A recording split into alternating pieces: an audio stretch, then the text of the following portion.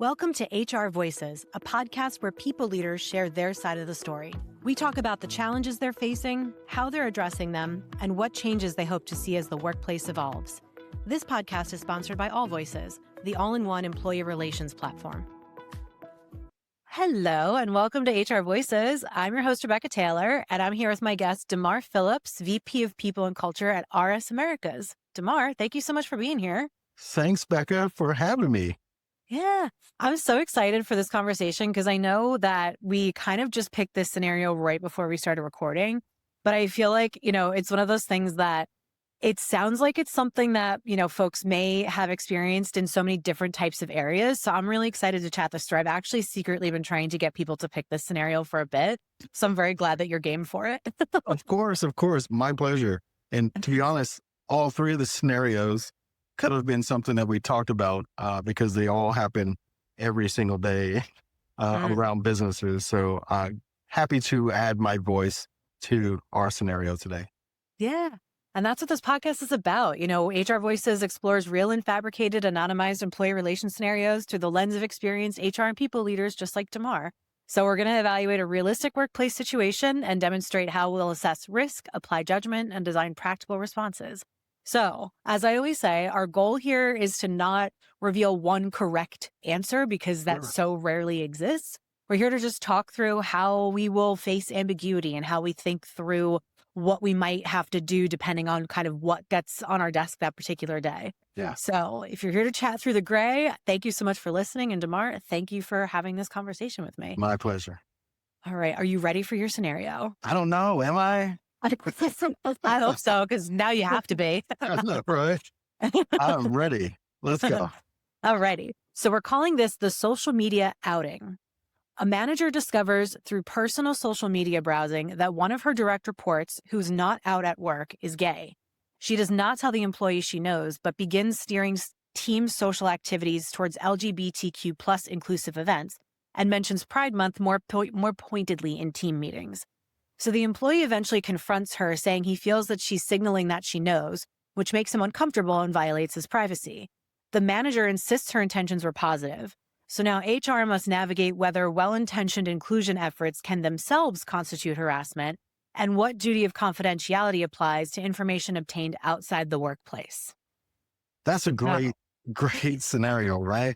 Because it does happen all the time. And whether it's someone's sexuality or even someone that has had a domestic abuse situation or any of these other things that is private and personal, that ends up on social media because everyone has a camera, everyone has a YouTube, a Twitter, X, whatever you want to call it, Facebook account, and even LinkedIn at some point, everyone has those. And information gets disseminated where you might have thought it was protected because you personally didn't share it, but it's out there in social media. And guess what? It's going to remain in social media until it's taken down, which is in perpetuity. And so this is a very real type of a situation and scenario that could happen at any moment. And so what do you do with it? I think, your first question is around what does HR do when that comes to your desk? Yeah. And taking a breath to examine what just happened is probably what they should do first. Yeah. Just take a moment to gather your thoughts, gather yourself, and realize that there's probably not ill intent that's done with this. Most people are trying to out someone in the workplace, but to the person who is outed or feel like they're being targeted, it's a real situation that needs to be addressed. And so you have two opposing sides. Both of them feel very validated in their opinions and how they feel. And to the HR person who's caught in the middle, because that's where you're at, is in the middle, you have to make some decisions about how you, one, calm the situation down, two, listen to both parties, and three, come up with some reasonable explanation so that we can move on from this, protecting both individuals that's involved. Yeah. Yeah. It's a true story of intent versus impact, right? Because Right. I don't see anything malicious just even in the initial kind of run through of it.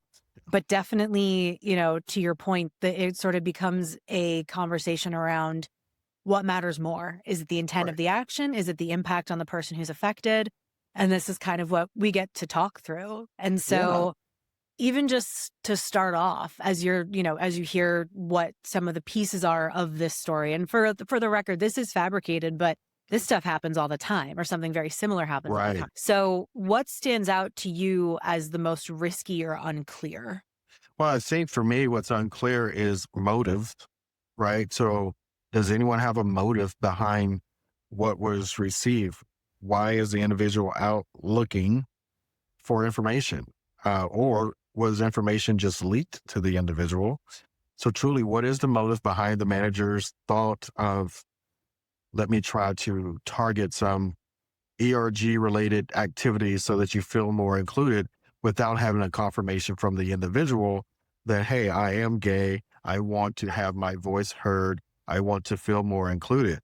Without that information, it's all just guesswork, right? So we don't have any real solutions to that.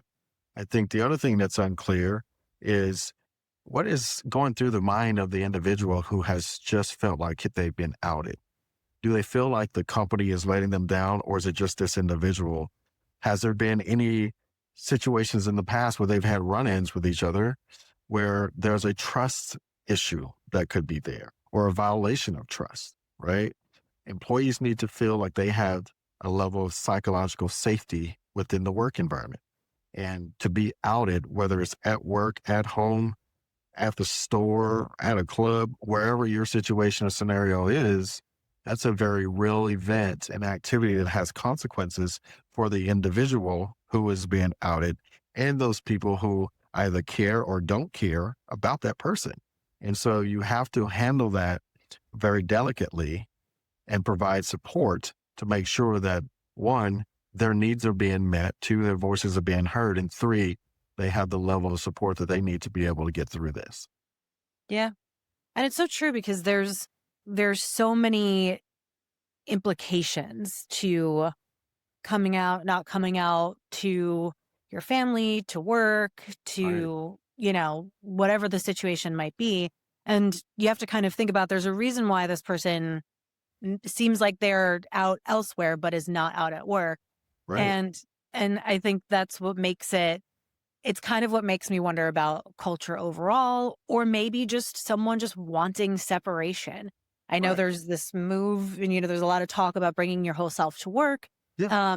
And I think that is an individual choice about how much of that you really want to do, because some are in a privileged position where where everything about them is truly accepted everywhere, Yeah. but not everybody is. And that's kind of, I think I could probably go on a whole tangent about that. But You could. And let me join you on that tangent, right? Because I mean, culturally, things are different, right? yeah, So one group might feel very open, very honest, very supported. Another group might not feel that way. There's still companies that discriminate from promotions and providing opportunity for folks who are not like the mass. And I think HR departments need to be sensitive to that, right? yeah, We have a whole environment right now where the seriousness of your orientation is challenged, whether it's in the courts, whether it's in public opinion, whether it's political. And so to safeguard information that you have, even if you stumble across it, you have to treat that as it's not work material. And hmm so it should stay out of work yeah, for that manager who got information that they should not have gotten, in yeah, my opinion. And then the support that is provided to the individual, if he or she wanted to talk to the individual, while I don't recommend doing that because of a Facebook post, because again, it could also be fabricated information. It could be fake. It could be yeah, false. It could be a sentence out of a paragraph that you fully don't comprehend or understand just yet. yeah, And so if that employee feels like they need to confide in someone, they probably will go to HR or they would go to their supervisor that they trust, but they're not going to go to a supervisor they don't trust. yeah, And to me, this scenario, there's an undermining of trust that exists yeah, that has to be breached. They have to figure out how to move on, which is why HR has a part to play. But we should also agree that personal social media information is not work knowledge or work information. Yeah. So you can't take one and use it to destroy someone or to even uplift someone because it's not relevant to the work that they're doing. Yeah. Yeah. So well said. So perfectly said. And it's kind of, I have a whole opinion about being friends with people on social media who you work with. I don't even have social media other than LinkedIn because I'm just like, it's just doing too much. Right. Well, and yeah, and quite frankly, I don't want to know. So Yeah. my Yeah. personal policy is, look, I will accept you on LinkedIn because that is a professional. Yeah. I am not accepting any colleagues on Facebook. I'm not replying to your Facebook messages. Um, Yep. why? Because one day, what if I have to terminate you as part of my job? Yes. And then you come and blow up my social media feed because I'm the evil person Yep. that had to end your career, even though it was not my fault personally. Yep. It's just a function. And so separating the two, I think that's very important. And earlier you talked about, someone who is out at work or may not be out at work. Yeah, people make different decisions about what they're most comfortable about. And so he or she might have people in the workplace that know their orientation, Yep. know their family, but it's not everyone's business Right. about that individual unless they choose to share that with others. And Yep. so I think managers, and in this particular scenario, we have a greater duty of care to ensure that we're not breaching the trust that has been given to us by our employees, whether we have information or not. Yeah. Um, Unless it's something that could create a emergency situation, such as someone is posting on Facebook that they're going to murder everybody. Right. And then if we don't do something with that, Then we that's need our to do fault. something. Yeah. But something like someone's personal preference, someone's personal choice, someone's life that they have no control over, Yep. that has nothing to do with the workplace. We Yeah. got to sometimes make the choice of just doing nothing Yeah. and letting them manage their own lives respectively. Yeah. And let them have the agency over their own discretion. That's Like, right. I think that's the thing that's just, so important in this whole thing. And so if you do have a scenario like this where you have, now you have to talk to people, right? So now you have to That's kind right. of begin the process. So who do you talk to first? Do you talk to the employee? Do you talk to the manager? How do you kind of go about, now you're involved? How do you go Yeah. about the discussions? I need to talk to them both, but I won't do it together, right? Right. Because I need to assess the damage that's been done. So I think talking to the employee first, because they're the ones that has seemingly more at stake.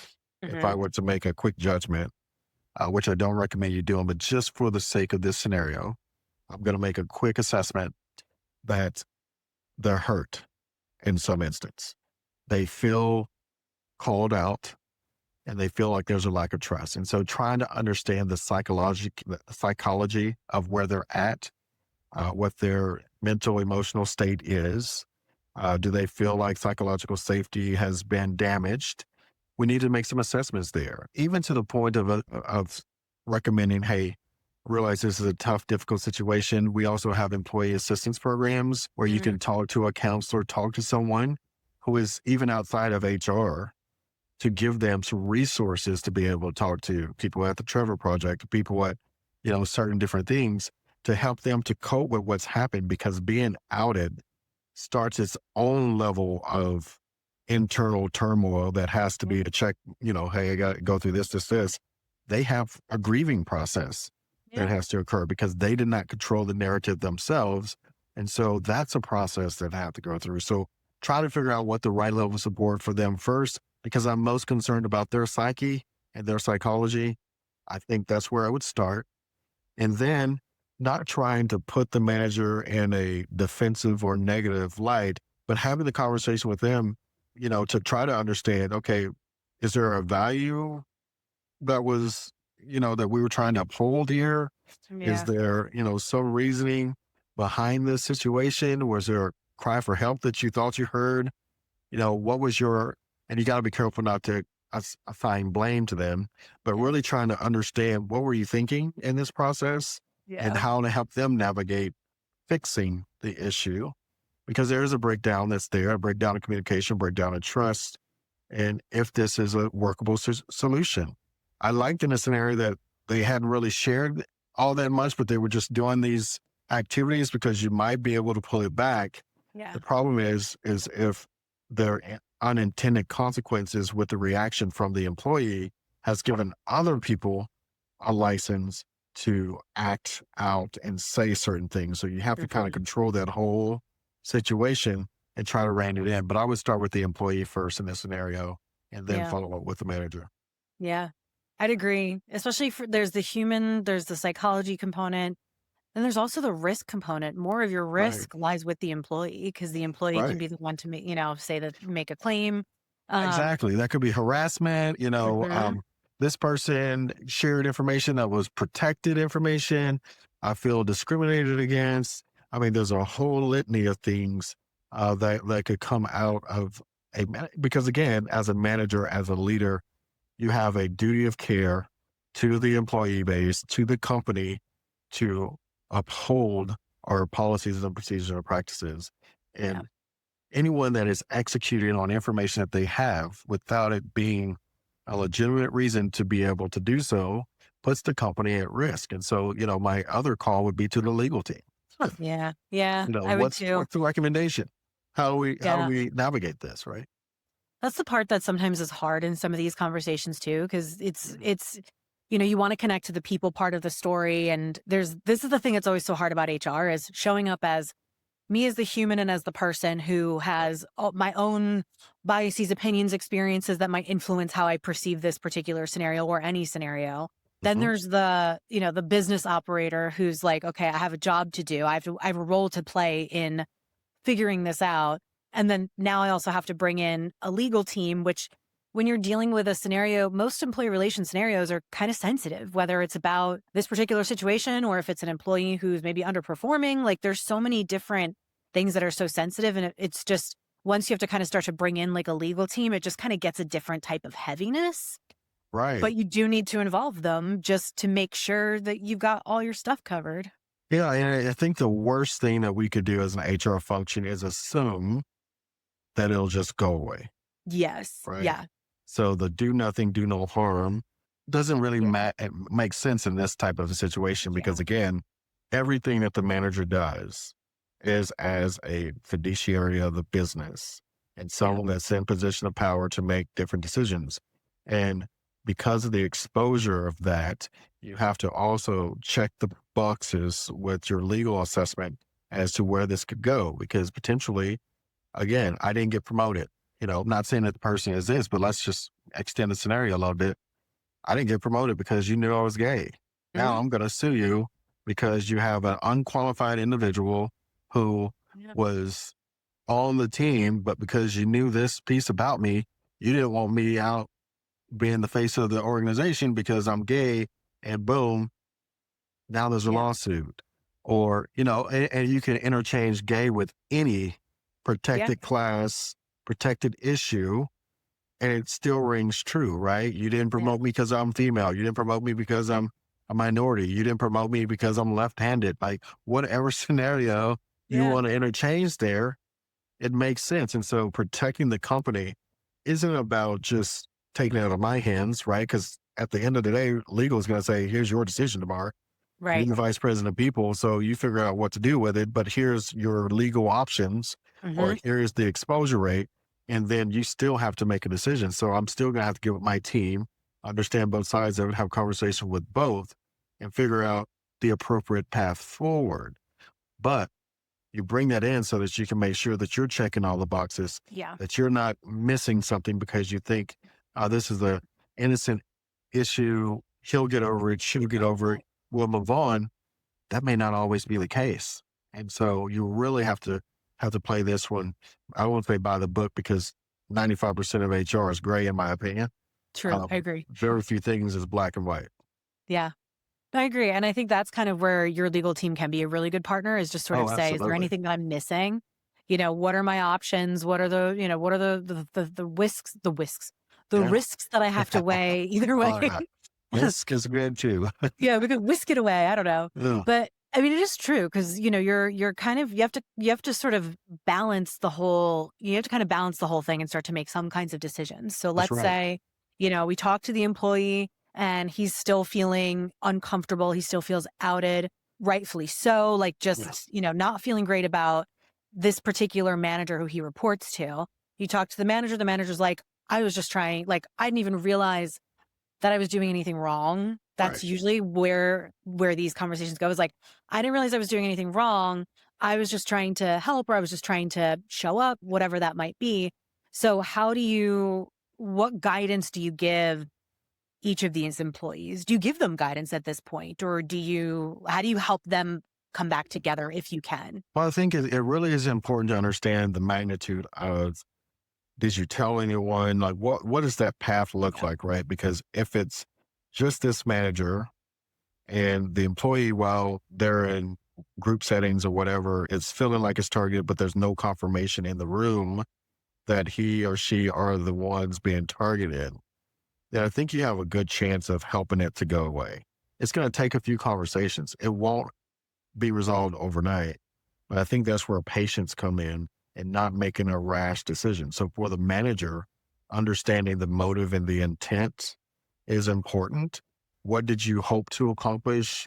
Give me your thoughts on this. Like, help me to understand your point of view as to why you were, making those recommendations. And then for the employee, understanding, hey, I realize this is a very uncomfortable situation. I want to help navigate getting through this. My understanding from the manager is that they did not have any ill intent. Realize your feelings are very valid. They haven't told anyone their assumption because it hasn't been confirmed, even still yet. All this is conjecture. They haven't confirmed. They just felt like trying to help make this a more inclusive environment, try to take some of the sting out of it, but not force it. I can't force you to forgive someone. I can't force you to believe that someone doesn't have ulterior motives. I can only try to help understand the impact and the result of the impact based off of the two people that's involved. Then I think you have to also say, look, we are committed to you as a person, irrespective of your orientation, your sexuality, your color, your gender, your whatever. That's not important to us. What's important is that you espouse the beliefs and values of this company. And that's what we want to uphold. And we will invest in you as an individual for your development, for your career. And because this individual has knowledge that is assumed to be correct, because again, it's not confirmed, assumed to be correct, they're in no way in position to hold that against you. So it can help take some of the fear out of, well, I won't get promoted. I won't be able to do that. And why don't we have follow up conversations to help navigate this? Is there someone that you're more comfortable talking to, right? Is there any mentoring programs that we can put the manager in to help them understand LGBTQIA plus sensitivities? Yeah. Because we need to have a focal point on getting both people beyond the conversation, Yeah. and both people could learn from each other as well as learn from other groups. And Yeah. so that's how I would try to fashion it if that was the situation in which I was put in to support both my people. Because to me, both of them are important. Both of them have value. And I think we need to reaffirm that by putting our arms around both. Yeah. I agree. Figuratively, not touching her. That's a Yes, little. figuratively. Our resources arms. All right, let's give you Right. some help arms. Yeah. Right. I just thought I need to clarify that for the group. Hey, it never hurts to clarify, just to be sure. No, because it's true. It's like, you want to help both get through this moment Yeah, and you want to, do what you can to make sure that it's a moment and that it's not a full story, right? And that that's it's right. not something that continues and that I think it's important to, like you said, acknowledge that this is going to take some time for this, for both of you to feel trust with each other again, Yeah. one more so than the other, right? I also think, I know this is a fabricated scenario, but I like to shout out HR when I can. I love that in this fake scenario, that this employee felt safe coming to HR and saying, I have a problem with this, because it's something that we see in so many organizations where people will experience microaggressions or they'll experience, moments that just don't sit right with them. Yeah. And it can feel like, oh, it was just a small thing. Like it probably wasn't that big a deal. I'm just not going to say anything now. And people usually raise their hands after 3, 4, 5 incidents, right? Because Right. when they start to see a pattern. But this story, it seems like, yes, they were mentioning Pride Month a little bit more. Like there were a couple things. And so this is, I guess it is one of those examples where it happens a few times first, but you still now can get that first data point. And that's the thing that can be so hard about Yeah. HR. Whatever data you have, whatever engagement survey information you have, or culture information you have, it's only the information that people have volunteered in the time that you collected it. Yeah. And there's I love always that. more stuff going on that you probably don't know about. That there is. And yes, I can guarantee there's more stuff that you want to know about. So Yeah, sometimes it's thank you for not telling me that. I know. I But always say my mantra in HR, I was like, I don't want to know if I don't have to. Do I right. really have to know this? Like involve me on only the stuff I need to know and keep the rest to yourself. But I think, what you're talking to or what you're speaking to, in my opinion, is, kind of the reputation that HR has had in the past has been one sided, right? Yeah. You're for the business. You're not for the employees. And you know what? We've done a huge effort to reset that narrative. We have renamed ourselves in some instances, people in culture, Hmm. people operations, you know, uh, people experience, right? People shared services, which tried to take that connotation that was you're just strictly for the business or you take the manager's viewpoint all the time and pull it back to the center where there's a balanced approach. You know what? The employee is not always right, but guess what? Neither is the manager. Or Yeah. the manager is not always wrong. Guess what? The employee is not always wrong either. You truly have to be that that liaison Yeah. between the functions to come up with what is right, both from a business perspective, but from also an employee perspective. It's And true. I pride myself in the organizations that I've led on filling people first, right? And not, I'm not ashamed to say it. I'm people first. I will be Same. people first. That is my DNA. But it doesn't mean that I'm people only Yeah. because I understand the business and I understand the value that the business has because of the strength of the people. And if we're able to bridge that ideological divide where Yeah. you're only for them or you're only for them, no, I want to bring you both to the table. Yeah. There's room for all of us, right? And so come to the table and have a voice. I don't need you just sitting there looking around. I need you actually speaking your mind, understanding your opinions, and how do I best serve you is by listening to your voices to make sure that you're represented in the rooms that I'm in because I represent the whole of the people. And so the Yeah. fact that you gave a shout out to HR for this scenario is because they have done something right Hmm. within that business to be trusted by the employee to bring that. Otherwise, Yep. people will suffer in silence. They would keep their voices muted and Yep. they would quietly quit because oh, I got to resign. Someone knows about my situation that I didn't want to know, or I'm not going to have a promotion opportunity because this person's going to hold it over my head. No Yeah. one wants to feel extorted. No one wants to feel like they have no place to go. They want to be listened to. And I Yeah. think that's a great call out for this scenario for that. Yeah. Yeah. So well said. And that's kind of, I think, the point of why it's so important to make sure that you are getting feedback from employees and that the, we talk about tools all the time. I mean, I Mhm. talk about tools all the time.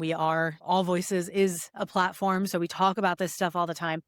But like one of the other things that I've always said too is that you have to build habits before you introduce tools Right. because the tool is supposed to support what the habit is or the Yeah. behavior. Love And that. so if you're as a culture building psychological safety, or if that's because that's kind of the root of where a lot of this is building that Yeah. trust and that psychological safety, then you can have a tool that helps you to prove that, to validate that, to continue that. But if you don't have the psychological safety, the input that goes into that tool is only going to be as good as what people feel safe sharing. Absolutely. Yeah. And I I love love that you that. call that listening to people because that's the core of it all. It's like your employees usually know what's going on better than anybody else does. You got to listen to them. They do, and I look at my organizations that I've led, and it's had varying degrees, not because of lack of trying, but because you haven't had the buy-in from leadership to be able to make the time available for people to be able to speak with you. I Yeah. am so happy that RS that we have our 4 core values: one team, deliver brilliantly, do the right thing, make every day better, and that is permeated throughout the whole organization. Everyone understands what's important. And as we demonstrate those values, it helps to reinstill and reignite the trust that the employees have in our functions, not just the Mhm. HR function or people function. I tell everybody, they'll say, "Oh, you have HR." I said, where's HR? I don't have HR. I have people. But HR doesn't exist here. We are the people function, and aptly so because we're about you. You don't need a me if there are no people. Yeah. And I think sometimes managers and leaders forget that their role, while it is important to deliver for the bottom line, we have to also deliver for our people's bottom line, which Yeah. is making sure that we give them the right tools to be successful, that we provide an opportunity for them to fail fast, learn from their failures, and grow. And I think that's where some of that distrust comes is if you're holding people accountable for failure and all you talk about is failure and not the success or celebrate what's happening good or take 2 minutes for the failure, for the good stuff and an hour for the bad stuff, we inadvertently create the wrong messaging that Yeah. you don't have the ability to create. You don't have the ability to step outside of the guidelines. You have to be in this narrow box. But people are fallible. We're not perfect. We Yeah. make mistakes all the time. All of us have Yeah. put our foot in at one time or another Oh, and so many needed, times.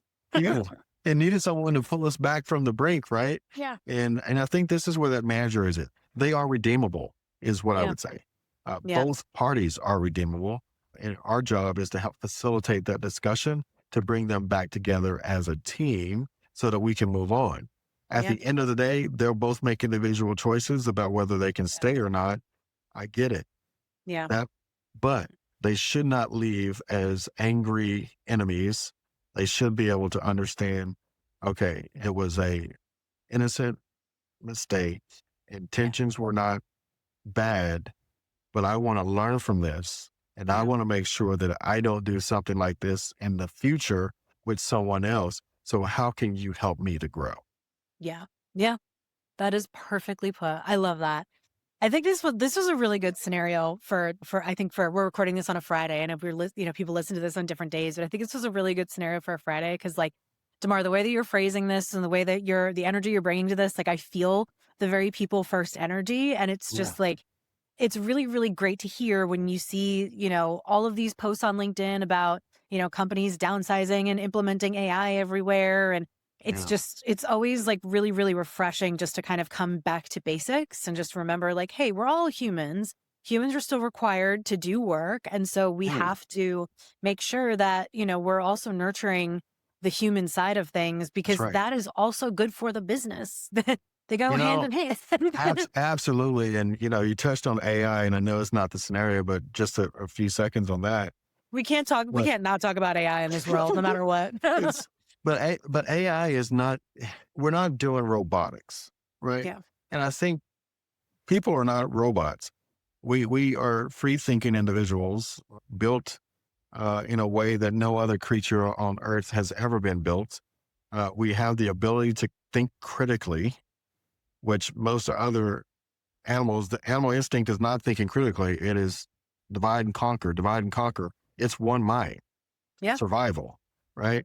We have the ability to think freely. And I think from an AI perspective, AI, or as our CIO loves to state, it's intelligence automation Mm. to enable more effective decision making. I think that's where the risk of, oh, you're implementing AI to cut or slash jobs. Well, guess who has to program the AI to Right. think like the business? It's people. Yep. Guess who has to make sure that the AI bot isn't hallucinating? It's a It's us. person, and it's the Yeah. subject matter expert that did it. And so to think that AI is going to just come in and then everybody's out of a job, well, then who would be there? Yeah. Robots, right? Yeah. Because that's the only other choice there would be if the person's not there. So human intelligence is really what this whole thing should be. Yeah. Get rid of AI. Think about how you can help intelligent automation to be able to help enable people to be more effective and efficient at their jobs. because guess what? I have a lot of administrative tasks that I would love to give to AI. Me too. Let me think at this level while all the automation occurs down here that can spit out those reports that you need by 5 o'clock or, Yep. you know, process my expense reports, which I hate doing. Oh, I know. They're the worst. Make They're the those things worst. simple, right? Yep. It's a simplify it. So I love that. But yes, AI is here. It's going to be here.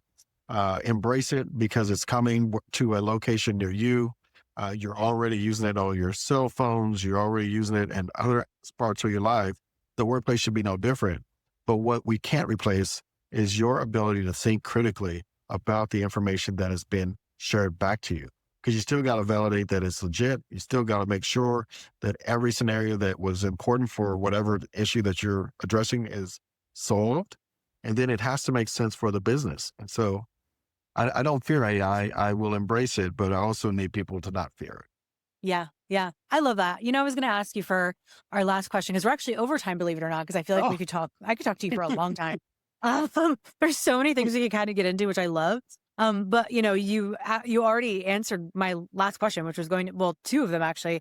It was, you were giving people really great advice because I always like to ask, what's some oh, advice you give, HR folks right now, and what's an assumption about HR that you think should be debunked. So before we go, do you have one yes. you'd like to share?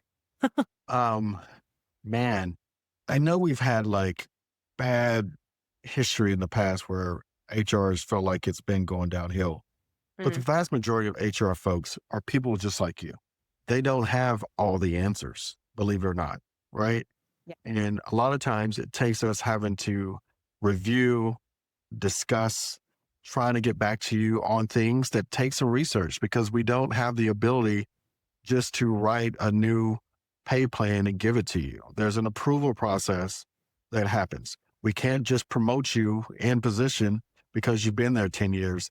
There's a Mhm. process that occurs. So I think the myth that I would share or try to debunk is that we have all the answers and we're the impediment between your success and the business because that's just not true.